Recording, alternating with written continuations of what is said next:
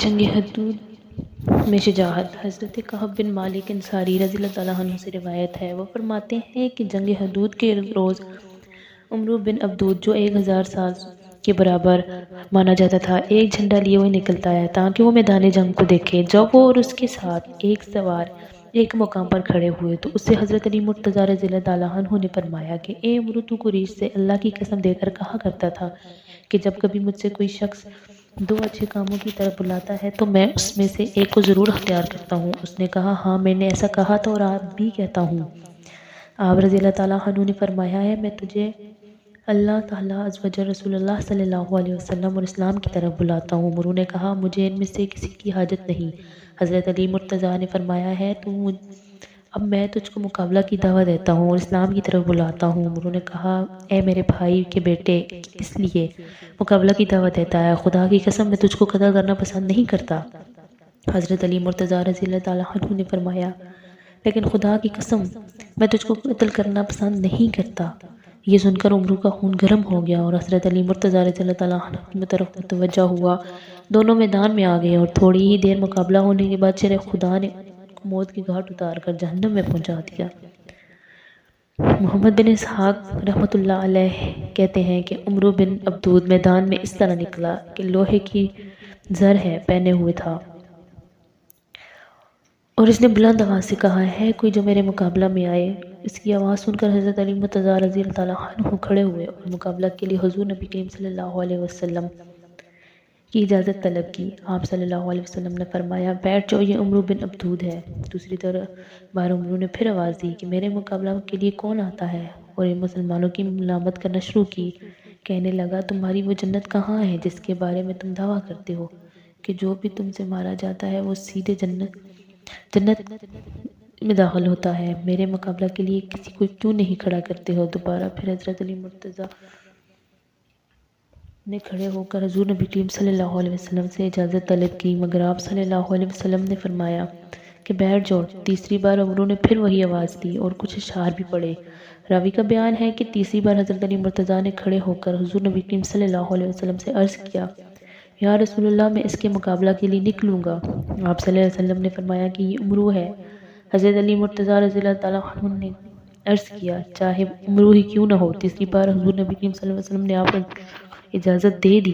حضرت علی مرتضیٰ رضی اللہ تعالیٰ عنہ چل کر اس کے پاس پہنچے اور چند اشعار پڑھے، جن کا طلب یہ ہے، اے عمرو، جلدی نہ کر، جو عاجز نہیں ہے تیرے پاس تیری آواز کا جواب دینے والا سچی نیت اور بصیرت کے ساتھ آ گیا اور ہر کامیاب ہونے والے کو سچائی سے نجات دیتی ہے۔ مجھے پوری امید ہے کہ میں تیرے جنازہ پر ایسی زب وسیع سے نوحہ کرنے والوں کو قائم کروں گا جس کا ذکر لوگوں میں باقی رہے گا۔ عمرو نے پوچھا کہ تو کون ہے؟ آپ رضی اللہ تعالیٰ عنہ نے فرمایا کہ میں علی ہوں۔ اس نے کہا، عبد مناف کے بیٹے؟ آپ رضی اللہ تعالیٰ نے فرمایا، میں علی بن ابی طالب ہوں۔ اس نے کہا، اے میرے بھائی کے بیٹے، تیرے چچاؤں میں سے ایسے بھی تو ہیں جو عمر میں تجھ سے زیادہ ہیں، میں تیرا خون بہانے کا برا سمجھتا ہوں۔ حضرت علی مرتضیٰ رضی اللہ تعالیٰ عنہ نے فرمایا، مگر خدا کی قسم میں تیرا خون بہانے کو قطعاً برا نہیں سمجھتا۔ یہ سن کر وہ غصے سے تلملا اٹھا، گھوڑے سے اتر کر آگ کا شعلہ جیسی تلوار سونت لی، حضرت علی مرتضیٰ رضی اللہ تعالیٰ عنہ کی طرف لپکا اور ایسا زبردست وار کیا کہ آپ رضی اللہ تعالیٰ عنہ نے ڈال پر روکا تو تلوار اسے پھاڑ کر گھس گئی، یہاں تک کہ آپ رضی اللہ تعالیٰ عنہ کی سر پر لگی اور زخمی کر دیا۔ اب شرع خدا نے سنبھل کر اس کے کندھے کی رگ پر ایسی تلوار ماری کہ وہ گر پڑا اور غبارہ اڑا۔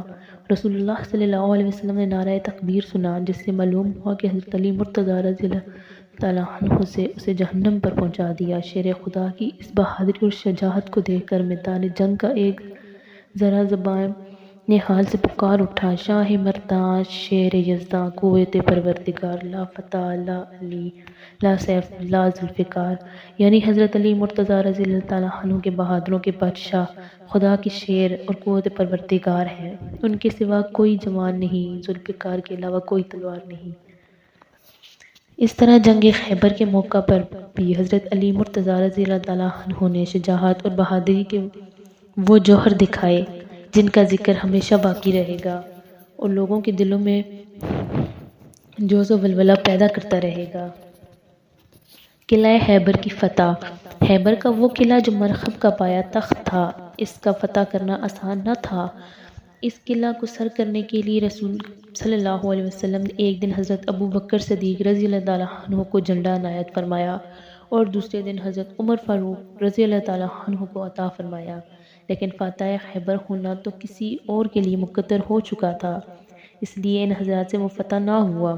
جب اس مہم بہت زیادہ دیر ہوئی تو ایک دن رسول اللہ صلی اللہ علیہ وسلم نے فرمایا، میں یہ جھنڈا کل ایسے شخص کو دوں گا جس کے ہاتھ پر اللہ تعالیٰ فتح عطا فرمائے گا، اور وہ شخص اللہ اور رسول کا دوست رکھتا ہے اور اللہ عز و جل رسول اللہ صلی اللہ علیہ وسلم کو دوست رکھتے ہیں۔ حضور نبی کریم صلی اللہ علیہ وسلم کی اس خوشخبری کو سن کر صحابہ کرام نے وہ رات بڑی بے قراری میں کاٹی، اس لیے کہ ہر صحابی کی یہ تمنا تھی کہ اے کاش رسول اللہ صلی اللہ علیہ وسلم کل صبح ہمیں جھنڈا عنایت فرمائے تو اس بات کو سن ہو جائے کہ ہم اللہ اور رسول کے محبوب رکھتے ہیں اور اللہ رسول ہمیں چاہتے ہیں، اور اس نعمت عظمہ و ساحت کبریٰ سے بھی سرفراز ہو جاتے ہیں کہ فاتح خیبر بن جاتے ہیں، اس لیے کہ وہ صحابی تھے، وہابی نہیں تھے۔ ان کا عقیدہ ہرگز نہیں تھا کہ کل کیا ہونے والا ہے، حضور نبی کریم صلی اللہ علیہ وسلم کو اس کی کیا خبر، بلکہ اس کا عقیدہ یہ تھا کہ اللہ کے محبوب حضرت احمد محمد مجتبیٰ محمد مصطفیٰ صلی اللہ علیہ وسلم نے جو کچھ فرمایا ہے وہ کل ہو کر رہے گا، اس میں ذرا برابر فرق نہیں ہو سکتا۔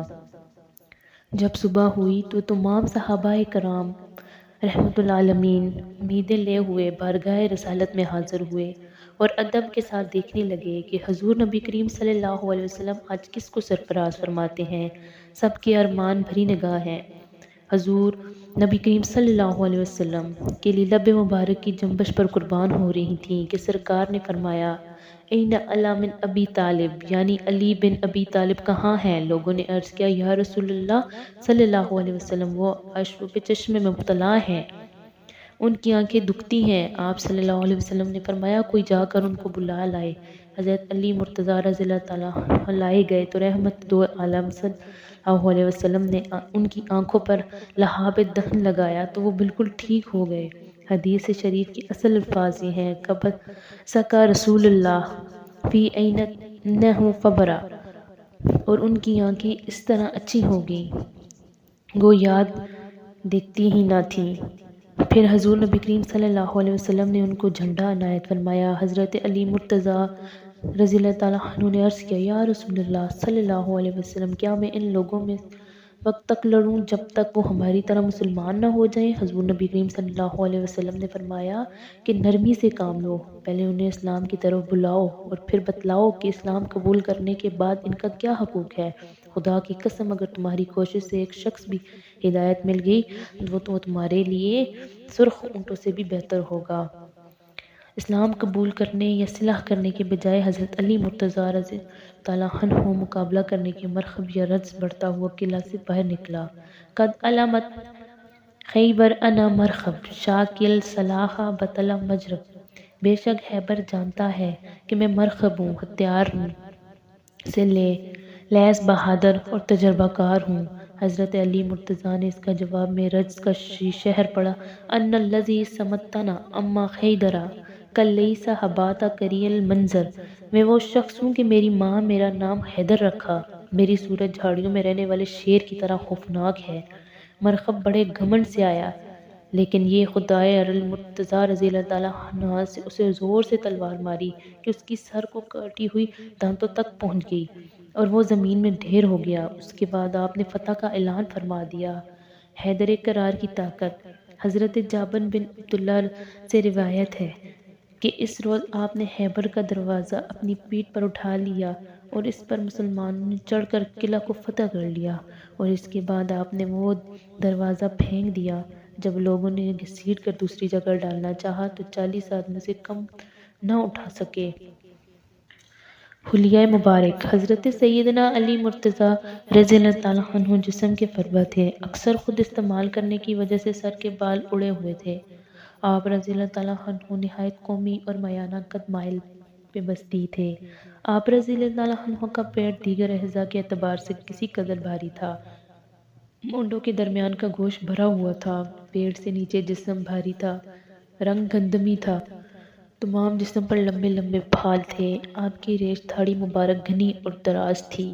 یہودی کو لاجواب کر دیا۔ مشہور ہے کہ ایک یہودی کی داڑھی بہت مختصر تھی، تھوڑی پر صرف چند گنتی کے بال تھے، اور حضرت علی مرتضیٰ رضی اللہ تعالیٰ عنہ کی داڑھی مبارک بڑی، گھنی اور لمبی تھی۔ ایک دن وہ یہودی حضرت علی مرتضیٰ رضی اللہ تعالیٰ عنہ سے کہنے لگا، اے علی، تمہارا یہ دعویٰ ہے کہ قرآن میں سارے علوم ہیں اور تم باب مدینۃ العلم ہو، تو بتاؤ قرآن میں داڑھی، تمہاری گھنی داڑھی اور میری مختصر داڑھی کا بھی ذکر ہے؟ حضرت علی مرتضیٰ نے فرمایا، ہاں، سورہ احراف میں ہے، والبلاد الطیب یخرج نباتہ بإذن ربہ والذی خبث لا یخرج الا نقیدا کذالک نصرف آیات لقوم یشکرون۔ جو اچھی زمین ہے اس کی ہریالی اللہ کے حکم سے خوب نکلتی ہے، اور جو خراب ہے اس میں سے نہیں نکلتی مگر تھوڑی مشکل۔ تو اے یہودی، وہ اچھی زمین ہماری تھوڑی ہے اور خراب زمین تیری تھوڑی ہے۔ معلوم ہوا کہ حضرت علی مرتضیٰ کا علم بہت وسیع تھا، اور اپنی گھنی داڑھی اور یہودی کے مختصر داڑھی ذکر آپ نے قرآن مجید میں ثابت کر دیا، اور یہ بھی ثابت ہوا کہ قرآن سارے علوم کا خزانہ ہے، اور مگر لوگوں کی عقلیں اس کو سمجھنے سے قاصر ہیں۔ ایک شاعر نے بہت خوب کہا ہے، جامع العلم فی القرآن لکن تقاسم ہنو افاہم رجالا۔ حدیث میں حضرت علی رضی اللہ تعالیٰ عنہ کی شان، حضرت سیدنا علی مرتضیٰ رضی اللہ تعالیٰ عنہ کی فضیلت میں بہت سی حدیثیں وار ہیں، بلکہ امام احمد بن حنبل رضی اللہ تعالیٰ رحمۃ اللہ علیہ السلام نے فرماتے ہیں، جتنا حدیثیں آپ کی فضیلت میں ہیں، کسی اور صحابی کی فضیلت میں اتنی حدیثیں نہیں ہیں۔